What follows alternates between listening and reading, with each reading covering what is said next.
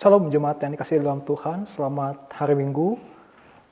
Eh, Terima kasih untuk kesempatan yang diberikan, terutama untuk Sobat Sarumpun ya, yang sudah mempercayakan channel ini kepada saya untuk terus dikembangkan. Dan puji Tuhan, karena Tuhan juga sudah mempercayai saya, maka tugas saya adalah untuk terus menguatkan iman saudara-saudara kita sekalian, terus menguatkan Sobat Sarumpun semua di dalam Tuhan Yesus.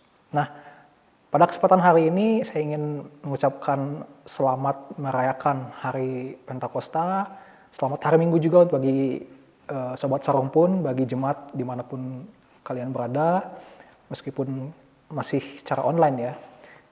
Nah,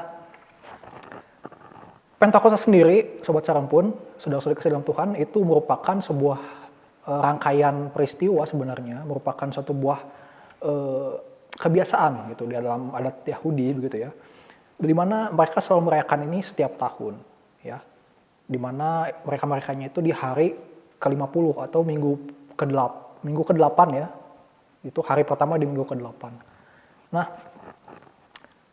mereka merayakan ini dengan cara mempersembahkan kambing domba mereka kepada Yahweh, kepada Allah, itu dengan tujuan untuk menghapus dosa mereka, menghapus kesalahan-kesalahan mereka selama mereka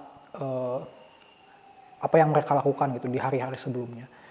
Nah, tentu sebagai seorang Kristen begitu ya, kita merayakan Pentakosta ini tentu tidak sama dengan apa yang dirayakan oleh bangsa Yahudi.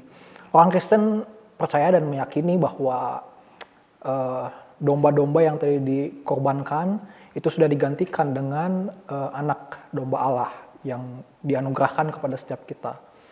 Sehingga sekarang kita sudah dibebaskan dari dosa, sudah diampuni oleh Tuhan sendiri, dan sehingga sekarang kita merayakan Pentakosta ini tentu bukan karena untuk agar dosa-dosa kita dihapuskan, tetapi lebih kepada bersyukur, ya, bersyukur dan juga menguatkan iman kita. Nah, saudara-saudara kasih dalam Tuhan, jadi kalau utamanya gereja-gereja Pentakosta begitu ya, gereja-gereja karismatik itu kan sebelum sampai kepada puncak perayaan Pentakosta biasanya mereka melakukan namanya doa 10 hari. Nah, tentu dalam hal ini saya rasa juga sepakat bahwa bukan untuk mencari agar roh Tuhan atau roh Allah itu tercurah, karena setiap kita sudah diberikan kuasa tentunya, sebagaimana kisah para rasul ya, yang menjadi acuan kita tentu di pasal pertama dikatakan di sana, kamu akan menerima kuasa ya kalau Roh Kudus turun ke atas kamu. Itu kata Tuhan Yesus ya, sebelum dia naik ke atas surga begitu. Nah, pada kesempatan kali ini, saudara-saudara dalam Tuhan, izinkan saya untuk membacakan nats kita ya, firman Tuhan yang terambil dari Efesus pasal ke-6 ayat ke-11 sampai 18 dikatakan, kenakanlah seluruh perlengkapan senjata Allah supaya kamu dapat bertahan melawan tipu muslihat iblis. Ya. Karena perjuangan kita bukanlah melawan darah dan daging, tetapi melawan pemerintah, melawan penguasa-penguasa, melawan penghulu-penghulu dunia yang gelap ini, melawan roh-roh jahat di udara. Ya. Sebab itu ambillah seluruh perlengkapan senjata Allah supaya kamu dapat mengadakan perlawanan pada hari yang jahat itu dan tetap berdiri sesudah kamu menyelesaikan segala sesuatu. Jadi berdirilah tegap, berikat pinggangkanlah kebenaran dan berbaju zirahkan keadilan, kakimu berkasutkan kerelaan untuk memberitakan Injil damai sejahtera. Dalam segala keadaan pergunakanlah perisai iman, sebab dengan perisai itu kamu akan dapat memadamkan semua panah api dari si jahat. Dan terimalah ketopong keselamatan dan pedang roh, yaitu firman Allah. Dalam segala doa dan permohonan berdoalah setiap waktu di dalam roh, dan berjaga-jagalah di dalam doamu itu dengan permohonan yang tak putus-putusnya untuk segala orang kudus. Amin, firman Tuhan. Ya, saudara-saudara kasih dalam Tuhan, Sobat Sarumpun yang ada di rumah, saya katakan tadi bahwa tidak saatnya lagi, atau bukan saatnya lagi, kita yang sudah percaya sama Tuhan menanti-nantikan turunnya Roh Kudus pada kita. Ya, seperti yang sudah saya singgung tadi, bahwa orang yang sudah percaya Tuhan Yesus itu sudah pasti mendapatkan kuasa Roh Kudus. Nah, yang menjadi masalah, yang menjadi krusial bagi kita adalah kita sering melihat orang-orang Kristen di luar sana, saudara-saudara kasih dalam Tuhan. Dia mengaku seorang Kristen, dia mengaku orang percaya sama Tuhan Yesus, tetapi hidupnya tidak dapat membuktikan bahwa ada kuasa Roh Kudus dalam hidup dia. Sekali lagi, hidupnya tidak bisa membuktikan ada kuasa Roh Kudus yang ada di dalam kehidupan dia. Sehingga apa yang terjadi? Sehingga dia dipandang oleh masyarakat sekitarnya, oleh lingkungan sekitarnya sama saja. Sama saja antara orang Kristen dengan orang yang bukan Kristen. Orang yang percaya sama Tuhan Yesus yang dengan yang tidak percaya sama Tuhan Yesus sama saja. Nah, jadi inilah yang menjadi poin krusial bagi setiap kita. Poin penting bagi setiap umat Kristen. Sedangkan kita tahu, saudara-saudara dalam Tuhan, Markus pasal 16, ayat 17-18, di sana dikatakan mengenai janji Allah, janji Tuhan kepada setiap orang, ya, yang menerima kuasa Roh Kudus, yang menerima Tuhan Yesus Kristus. Saya katakan, Markus pasal 16, ayat ke-17-18, ya. Dikatakan di sana, tanda-tanda ini akan menyertai orang-orang yang percaya. Mereka akan mengusir setan-setan demi namaku. Mereka akan berbicara dalam bahasa-bahasa yang baru bagi mereka. Mereka akan memegang ular. Dan sekalipun mereka minum racun maut, mereka tidak akan mendapat celaka. Mereka akan meletakkan tangannya atas orang sakit dan orang itu akan sembuh. Saudara-saudara dalam Tuhan, bukankah ini hebat? Bukankah ini amazing? Nah, tetapi apakah orang Kristen sudah sepenuhnya melakukan hal ini dalam kehidupan mereka, membuktikan hal ini? Jangan sampai kita berkata, itu kan hanya perkataan zaman dulu, tidak berlaku lagi sampai sekarang gitu. Ya, salah Bapak Ibu. Saudara kasih dalam Tuhan. Kita tahu bahwa firman Tuhan berlaku dari awal sampai akhir nanti. Tidak terkekang oleh waktu. Termasuk pada zaman modern ini pun. Gimana orang Kristen mau mengusir setan? Kalau ketika dia melihat setan di televisi saja gitu ya, nonton film horor gitu, dia sudah ketakutan, sudah lari duluan, sudah kasih dalam Tuhan. Gimana orang Kristen mau menyembuhkan orang sakit kalau dia sendiri tidak taat sama protokol kesehatan? Dia tidak memakai masker. Ya. Gimana orang Kristen mau berdoa untuk orang yang sakit kalau dia sendiri jarang berdoa? Bolong-bolong baca Alkitab. Nah, inilah yang jadi persoalan. Sehingga seharusnya momen Pentakosta, momen pencurahan Roh Kudus bukan lagi berbicara mengenai meminta mujizat, meminta karunia, meminta pencurahan Roh Kudus. Atau berbicara tentang minoritas lawan mayoritas. Bukan seperti itu, saudara-saudara dalam Tuhan. Tetapi berbicara mengenai introspeksi diri kita. Apakah kita sudah menjadi saksi-saksi Kristus? Apakah kita sudah menggunakan kuasa Roh Kudus yang dicurahkan pada setiap kita? Ya, kita yang dipilih Tuhan, kita yang bukan apa-apa tadi dulunya. Kita semua orang berdosa, tetapi kita sudah dipilih Tuhan. Apakah kita sudah mau menggunakan kuasa itu?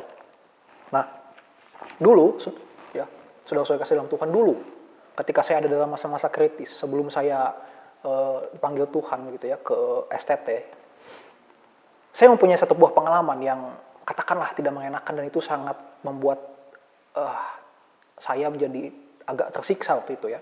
Ketika itu saya terkena satu penyakit gitu. Penyakit ini disebabkan oleh bakteri gitu ya. Dan ini menyerang bagian pencernaan sehingga dari bawah anus saya itu terus keluar darah ya, terus, dan juga nanah.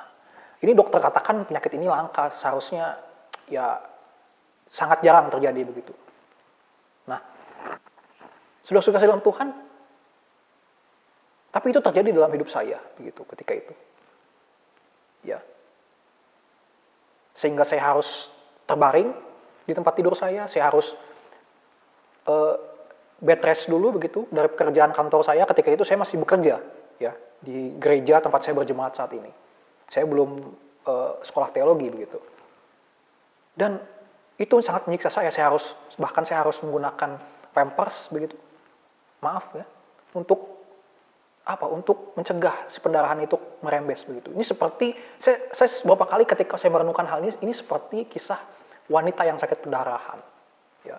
Apa yang terjadi? Saudara-saudara kasih dalam Tuhan. Saat itu hamba-hamba Tuhan berdoa untuk saya, dan saya sangat bersyukur karena atas doa mereka juga saya bisa berdiri dan menyaksikan ini kepada setiap saudara yang ada di rumah. Tetapi apakah saya langsung sembuh, saudara-saudara kasih dalam Tuhan? Tidak. Bahkan ketika itu saya bukan hanya terkena penyakit ini saja. 2 penyakit sekaligus menyerang saya. Ya, penyakit yang kedua adalah TB paru. Saudara-saudara dalam Tuhan. Bayangkan, saya harus terkena TB paru juga. 2 penyakit. Dan ini penyakit bukan penyakit ringan. Sehingga setiap hari saya harus mengkonsumsi obat yang begitu banyak. Harus bolak-balik ke rumah sakit dan di rumah. Ya. Bahkan saya ketika itu berdoa, Tuhan, kalau Tuhan kasih mujizat, saya bisa sembuh, saya mau melayani Tuhan, saya mau masuk sekolah teologi. Saya bernazar ketika itu. Tetapi nyatanya ketika saya cek ke rumah sakit, mau tidak mau faktanya saya harus dioperasi ketika itu. Karena dokter bilang, ini harus dioperasi, harus dilakukan tindakan. Dan kalaupun dioperasi, hasilnya tidak akan 100% maksimal. Artinya akan bisa kambuh lagi begitu. Apalagi ketika itu penyakit yang saya derita itu katakanlah stadiumnya sudah parah begitu. Nah, apakah itu tidak membuat saya down? Itu membuat saya sangat-sangat down ketika itu. Ya. Tetapi ada satu kali momen ketika itu ya. Saya masih ingat ketika itu hari-hari menjelang dioperasi. Saya sangat takut ketika itu mau dioperasi. Saya berkata, Tuhan, saya tahu bahwa saya harus dioperasi. Ya biarlah Tuhan, memang harus kehendak Tuhan terjadi. Tetapi berikanlah kekuatan kepada hamba-Mu, berikanlah kekuatan, dampingi. Dan saya beriman ketika itu, kalau Tuhan pasti akan pegang tangan saya, akan berikan kekuatan. Itu saya beriman. Dan Tuhan tidak akan biarkan saya mati di situ, tidak akan biarkan saya tersiksa. Apa yang terjadi, saudara-saudara dalam Tuhan? H-1 sebelum saya dioperasi, saya cek ke rumah sakit. Dokter terkaget, katanya, kemana lukanya? Lukanya hilang. Bayangkan, lukanya tadi yang katakanlah menganga, sekarang sudah tertutup. Puji Tuhan, haleluya, saya katakan. Ya sudah, kata dokter, tidak usah dioperasi. Dan sampai saat ini saya berdiri di tempat ini, saya ingin membuktikan bahwa penyakit ini tidak pernah kambuh lagi, saya katakan. Tidak kambuh lagi. Tidak ada tanda-tanda seperti itu. Saya bahkan sering berolahraga, melakukan pekerjaan berat, tidak ada. Dan untuk itulah saya mau bersaksi dan mau meyakinkan setiap kita bahwa bukan perkara mujizat itu datang hanya untuk hamba-hamba Tuhan saja, hanya untuk orang-orang yang dipilih saja, tidak. Tetapi setiap kita yang percaya sama Tuhan, asal kita syaratnya adalah punya iman yang kuat, kata Tuhan. Ya, seperti bagaimana seorang perempuan yang sakit pendarahan, punya iman yang hebat, hanya dengan menyentuh jubah Tuhan Yesus, dia bisa sembuh. Bayangkan, saudara-saudara Tuhan. Sobat Sarung pun, ya.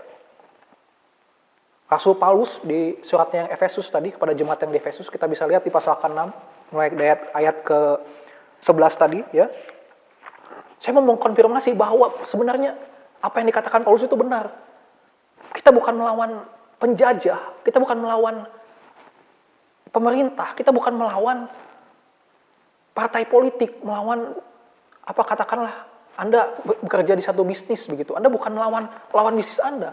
Sekarang ini kan zaman-zamannya, ya, sobat sarung pun, kalau ada kubu yang berlawanan dengan kita begitu ya, langsung dibilang, itu partai setan, itu partai iblis. Jadi si partai itulah yang dibilang iblis. Mata manusia memang terbatas, saudara-saudara dalam Tuhan.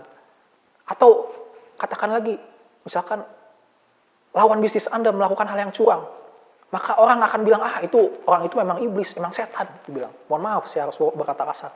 Atau lebih ekstrim lagi kita tahu, ya. Tetangga kita bilang, di rumah sakit ada salib. Jangan dilihat, itu adalah iblis di dalamnya. Ada jin di dalamnya. Luar biasa. Jadi salib yang dijadikan iblis itu. Ya.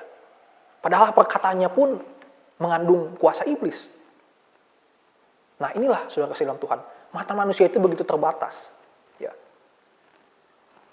Setidaknya Rasul Paulus mengatakan, ya, di sana tidak di pasal ke-6 itu tidak mengatakan bahwa kita harus berperang melawan pemerintah, harus membawa tank, membawa pistol, membawa baju anti peluru, membawa rompi, membawa tameng untuk melawan pemerintah atau untuk melawan partai politik. Tidak seperti itu. Rasul Paulus berkata bahwa kenakanlah perlengkapan senjata Allah, dikatakan.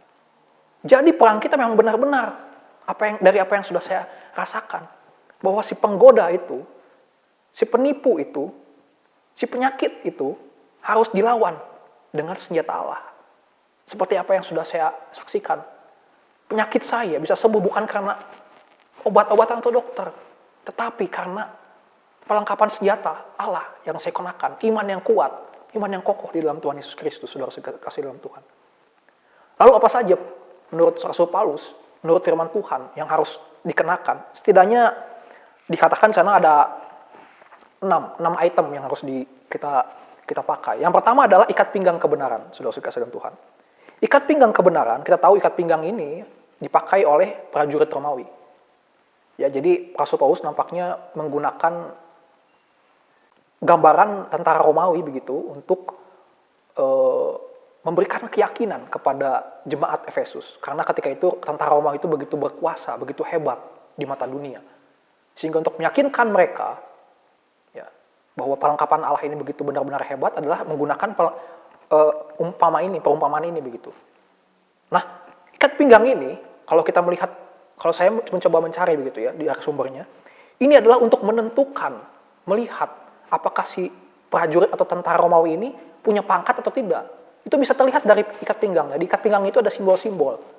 Apakah dia hanya prajurit rendahan atau dia punya pangkat sepadan dengan komandan. Itu bisa terlihat dari ikat pinggang. Jadi ikat pinggang ini seperti lambang kegagahan lah katakan. Nah, kalau dikatakan sini ikat pinggang kebenaran, artinya kebenaran yang dimaksud adalah kebenaran firman Tuhan.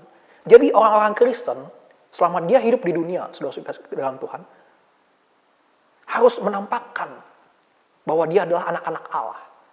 Maka si iblis akan mengetahui kalau kita itu adalah anak Allah. Jadi iblis belum menyerang pun seharusnya dia menjadi takut, menjadi gentar. Karena apa? Karena ada simbol Allah, ada simbol kerajaan Allah dalam hidup kita. Iblis sudah tahu dia bakal kalah, dia bakal gagal kalau dia mau mencobai kita, saudara kasih dalam Tuhan. Itu yang pertama. Yang kedua adalah baju zirah. Baju zirah keadilan. Ini pun sama, baju zirah sangat penting digunakan. Kenapa? Untuk melindungi serangan langsung dari pedang. Untuk melindungi bagian jantung dia. Bagaimana kalau dia tertusuk. Gitu ya. Keadilan artinya keadilan yang dipakai oleh Allah. Patokannya adalah Allah. Keadilan Allah itu apa, saudara-saudara kasih dalam Tuhan? Keadilan Allah adalah di mana Allah tegas menghukum, tetapi juga mengasihi. Jadi kalau kita menggunakan baju zirah keadilan Tuhan, keadilan Allah, artinya kita harus menggunakan itu ya untuk menyelamatkan saudara-saudara kita di luar yang belum percaya sama Tuhan Yesus. Saudara-saudara kasih dalam Tuhan. Sehingga iblis pun tidak mendapat celah. Kenapa? Karena kita sudah duluan melindungi mereka dari serangan iblis. Dengan cara apa? Memberitakan Injil. Nah, ya, yang ketiga adalah kasut kerelaan memberitakan Injil. Kasut sendiri digunakan tentu saja untuk berjalan, saudara-saudara dalam Tuhan. Oleh bangsa Romawi, oleh tentara Romawi. Kemanapun Tuhan, atau kemanapun mereka berjalan, ya, mereka akan pakai kasut ini. Termasuk di medan pertempuran. Nah, kalau begitu setiap orang Kristen harus menggunakan alas kakinya. Setiap orang Kristen, kemanapun mereka melangkah, mereka harus memberitakan Injil itu. Ya, ini maknanya. Yang keempat adalah perisai iman, saudara-saudara dalam Tuhan. Ya, perisai tentu gunanya untuk melindungi diri, ya, defend. Jadi ketika iblis menyerang Anda, menyerang kita, ya, baik itu fisik maupun mental, kita punya perlindungan iman di dalam Tuhan Yesus Kristus. Amin. Yang kelima adalah ketopong keselamatan. Sebenarnya ini masih berkaitan dengan pedang Roh Kudus karena keduanya adalah dikatakan firman Allah, ya. Tetapi ketopong keselamatan tentu ini berkaitan dengan ketopong itu semacam helm, ya, helm perlindungan yang dipakai oleh tentara Romawi. Untuk apa? Untuk melindungi kepala mereka tentu saja dari serangan musuh. Nah, seringkali iblis menyerang pikiran kita, menyerang pendengaran kita. Saudara kasih dalam Tuhan. Maka Tuhan katakan, firman Tuhan katakan, kenakanlah ketopong keselamatan. Kita sudah diberikan keselamatan oleh Tuhan Yesus. Kenakanlah itu. Agar apa? Agar pikiran kita tidak terganggu, tidak bisa disusupi oleh iblis. Iblis tidak mendapat celah. Ya, yang terakhir adalah pedang Roh Kudus, kasih dalam Tuhan. Kalau tadi perisai gunanya untuk berlindung, maka pedang ini berguna untuk menyerang iblis. Kita punya kuasa ternyata, saudara kasih dalam Tuhan. Kuasa untuk menyerang iblis, mengusir si iblis, mengenyahkan dia bahkan. Itulah hebatnya orang Kristen. Itulah hebatnya kita diberikan kuasa. Pedang Roh Kudus. Dikatakan sana, terimalah. Artinya apa? Sebenarnya Tuhan sudah kasih kepada Anda sekalian untuk menerima. Tetapi kenapa Anda tidak menggunakan itu loh? Begitu. Itu yang membuat poin ini begitu krusial. Ya, padahal kalau kita mau mencoba, cobalah, saudara kasih dalam Tuhan, Anda berpuasa. Begitu. Melawan keinginan daging saudara-saudara kasih dalam Tuhan. Membaca firman Tuhan, berdoa. Saya yakin saudara kasih dalam Tuhan, Anda punya kuasa untuk melawan godaan-godaan iblis itu. Karena firman Tuhan mengatakan begitu. Kenakanlah, terimalah pedang Roh Kudus, yaitu firman Allah. Nah, lihat betapa komplitnya, ya, betapa sangat komplitnya perlengkapan senjata Allah ini. Ini menunjukkan bahwa perang melawan iblis ini tidak bisa dianggap remeh, ya. Sangat-sangat harus serius. Malahan Paulus di ayat 18 mengajak kita untuk mendoakan, sama-sama mendoakan. Hamba-hamba Tuhan mendoakan jemaatnya, jemaat mendoakan hamba-hamba Tuhan. Untuk apa? Untuk menguatkan kita, semakin menguatkan kita. Nah, kalau kita kembali ke pengalaman hidup saya tadi yang saya share kepada saudara kasih Tuhan, bukankah nyata bahwa Roh Kudus memberikan kuasa yang sama kepada saya? Ketika itu saya belum jadi hamba Tuhan, tapi Roh Kudus berkuasa, punya kuasa. Saya punya kuasa atas penyakit yang saya derita. Ini membuktikan Roh Kudus tidak pandang bulu. Asal syaratnya Anda beriman, itu saja. Dalam memperingati hari tercurahnya Roh Kudus atas setiap jemaat mula-mula di Yerusalem, saya mengajak setiap kita, setidaknya ada 4 hal yang saya ingin ajak kepada setiap jemaat yang ada di rumah, pada setiap sobat sarung pun yang setia mendengarkan firman Tuhan. Yang pertama adalah menyadari apa? Bahwa setiap kita, setiap Anda adalah orang-orang hebat yang sudah memiliki kuasa. Kita semua sudah dicurahkan Roh Kudus, sudah kasih dalam Tuhan. Sehingga kita punya kuasa untuk memberikan atau melakukan mujizat-mujizat yang tadi saya sudah sebutkan. Itu yang pertama. Yang kedua adalah menyadari bahwa lawan kita bukanlah, tadi saya katakan, bukanlah pemerintah, bukanlah saingan bisnis Anda, bukanlah partai politik. Ya. Tetapi lawan kita adalah benar-benar si iblis, adalah penghulu-penghulu di udara, katakan di sana. Yang memakai segala kesempatan, segala hal untuk bisa menjatuhkan kita, anak-anak Allah. Ya. Termasuk bisa memakai pemerintah, bisa memakai partai politik, itu semua bisa dipakai.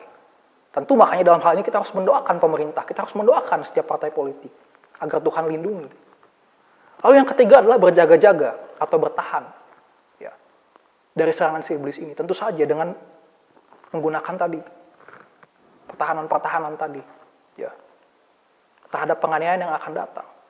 Yang keempat adalah bukan hanya bertahan atau defensif, tetapi juga menyerang. Jangan lupakan itu. Kita punya kuasa tadi untuk menyerang si iblis, untuk mengusir si iblis. Ya, dengan cara apa? Dengan cara memberitakan Injil. Nah, dari keempat poin ini, ya, yang pertama menyadari bahwa setiap kita adalah orang yang hebat, yang punya kuasa Roh Kudus. Lalu lawan kita adalah si iblis. Yang ketiga berjaga-jaga, yang keempat adalah kita juga menyerang si iblis. Ya. Maka yakin dan percayalah, kalau kita lakukan keempat hal ini, saudara-saudara kasih Tuhan, kita akan bisa dilihat oleh orang lain, oleh sekitar kita, bahwa kita adalah anak-anak Allah. Kita berbeda dengan orang yang tidak percaya dengan Tuhan Yesus, atau yang belum percaya dengan Tuhan Yesus. Ya. Sehingga mereka bisa melihat ada kuasa Roh Kudus yang tinggal dalam kehidupan kita. Itulah poin terpenting. Kita bisa menjadi garam dan terang, sebagaimana Tuhan Yesus katakan. Nah, saudara, mari di momen pencurahan Roh Kudus, momen Pentakosta ini,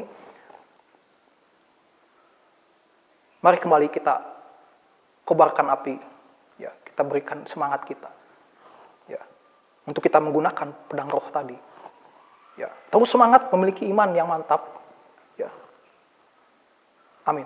Saya mau berdoa untuk setiap kita.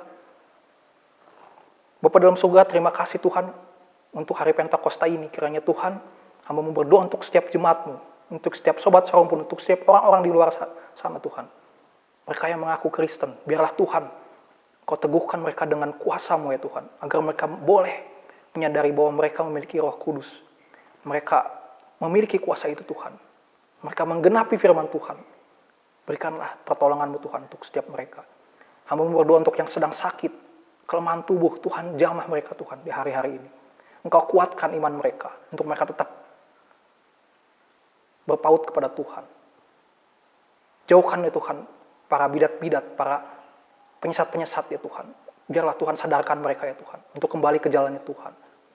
Terima kasih Tuhan Yesus, terima kasih. Hamba-Mu sudah selesai berbicara. Biarlah di momen Pentakosta ini, di momen peringatan tercurahnya Roh Kudus, kami semua jemaat Tuhan boleh merasakan hal yang hebat dalam kehidupan kami. Kami boleh menggenapi firman Tuhan dengan kuasa Roh Kudus-Mu Tuhan. Bantu kami ya Tuhan Yesus. Terima kasih. Di dalam nama Tuhan Yesus kami berdoa dan mengucap syukur. Haleluya. Amin. Shalom. Tuhan Yesus memberkati saudara.